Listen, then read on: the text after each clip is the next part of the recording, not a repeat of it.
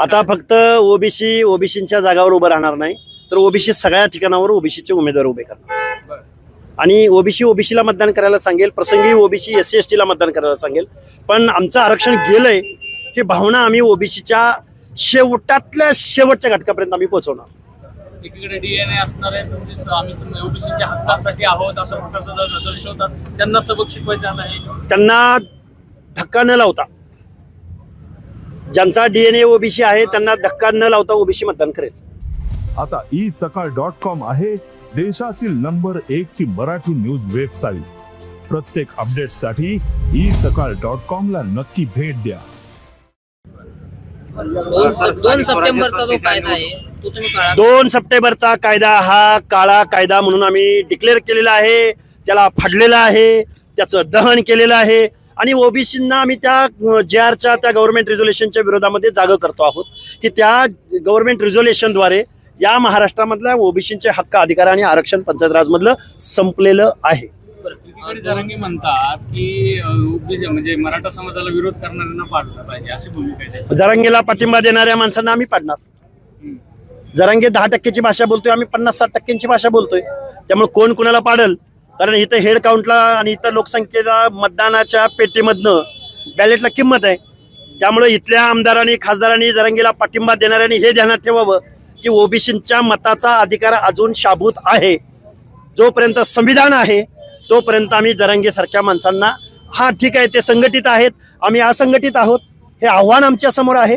पण आम्ही असंघटित माणसांना जर संघटित करू शकलो तर ज्यांनी जरांगेला पाठिंबा दिला ते सगळे स्वतः प्रायश्चित्त घेतील, माती खातील की आम्ही जरांगेला पाठिंबा देऊन आम्ही खूप मोठी घोडचूक केली. या ठिकाणी तुम्ही सभा वगैरे काही घेणार? सगळीकडे सभा घेणार आहोत. ज्यांनी पाठिंबा दिला त्या ठिकाणी त्यांची नावं घेऊन आम्ही बोलणार आहोत आणि ऑडिट होणार त्यांचं.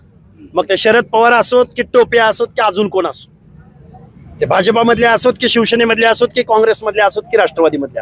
ओबीसीला मतदान करेल, ओबीसी SC अथवा ST ला मतदान करेल.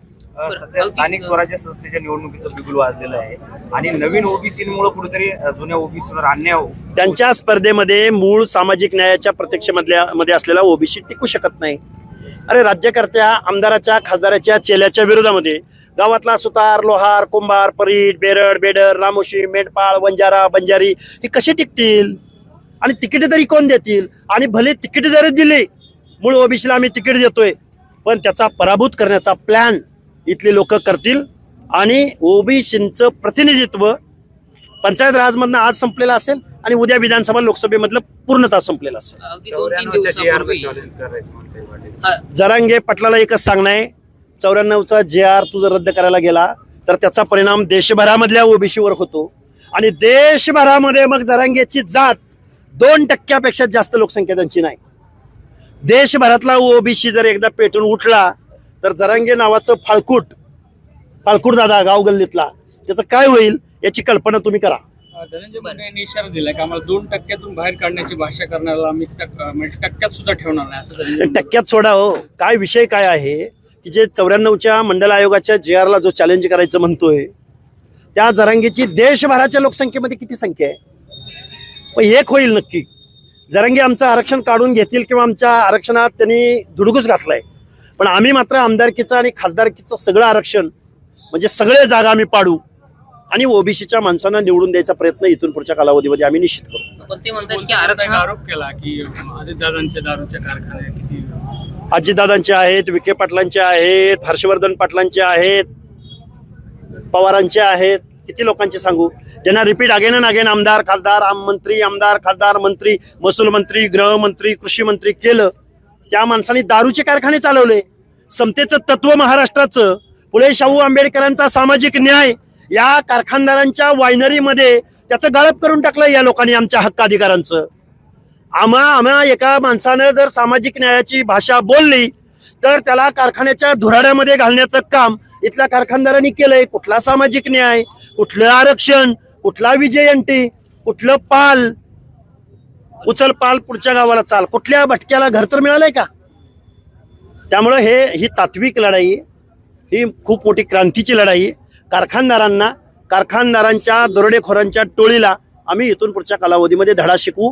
हे खूप मोठ्या धैर्यानं आणि खूप मोठ्या धाडसानं मी महाराष्ट्रासमोर बोलतोय. वंजारी समाजाला दिलेलं 2% आरक्षण रद्द करा असं काही दिवसापूर्वी जरांगे पाटलांनी थेट म्हटलं. जरांगे काही बोलतील, कधी येवलावाल्याच्या विरुद्ध बोलतील, कधी धनगर बांधवांच्या विरुद्ध बोलतील, कधी कुणाच्या बद्दल बोलतील, आम्हाला फरक पडत नाही.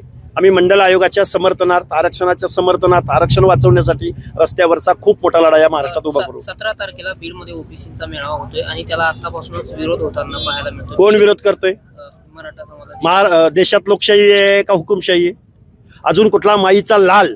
या देशामध्ये लोकशाही ज्या दिवसापासून आम्ही स्वीकारली तेव्हापासून इथल्या व्यवस्थेला चॅलेंज करणारा एकही माईचा लाल अजून पैदा झालेला नाही. ते म्हणतात की बीडमध्ये पाय ठेवू देणार. पाय ठेव, त्याच्या बापाची जागीर आहे का बीड? म्हणजे बीडचं 7-12 यांच्या नावावर आहे का? आम्ही काय खाजगी प्रॉपर्टीत अतिक्रमण करतोय का? अरे आम्ही लोकशाहीमध्ये राहतोय. लोकशाही मार्गानं जर आम्ही मेळावा घेत असू, आम्ही संवाद साधत असू, अडवणारे हे कोण? आणि ह्याने आम्हाला बीडमध्ये अडवलं. बीडमध्ये आम्ही राहत नाही का? आणि मग आम्ही यांना दुसरीकडे अडवायचं का? मग काही बोलतात, बरळतात साले.